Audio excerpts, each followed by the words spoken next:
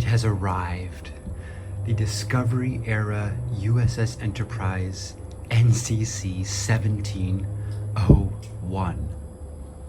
The first time I saw this on screen, I was extremely excited, like most Star Trek fans.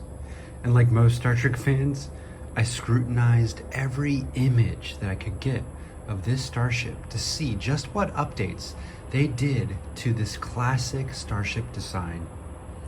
But enough of that. Let's open this box and check this starship out.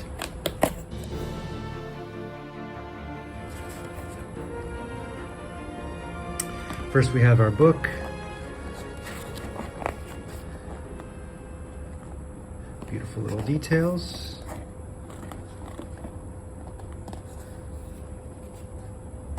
In-world history of the starship. And the design. So recreating Matt Jeffries' classic Enterprise design. Yeah, I can't wait to read that and learn the little details.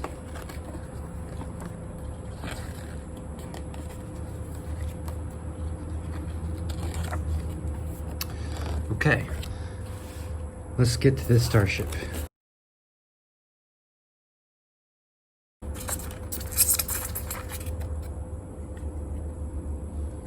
There it is. Good weight to it. And the cells are plastic. The primary hull is definitely metal. Secondary hull is plastic as well. First glance, the nacelles kind of bigger than I want in proportion to the rest of the body.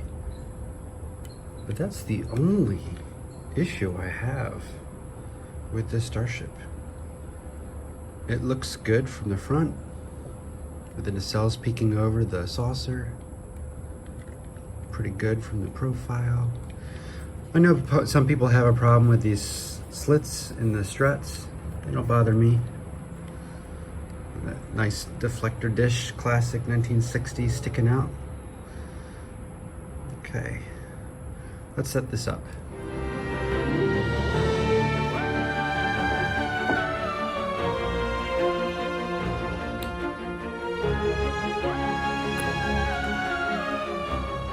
And there we have it. Classic Enterprise with the updated look. I really appreciate how much closer this updated design is to the JJ versus design. And I know the JJ versus design was affected by Nero's ship and his advanced technology.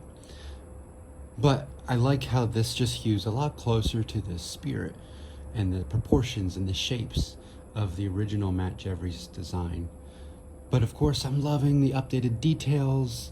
The nacelles, though a little too big, I really love the details, the deck plating, and the blue colored warp coils there. So I love this ship. We should all have one on our desks, and I cannot wait to see this ship in action more on screen in Star Trek Strange New Worlds. Nothing beats the 1701.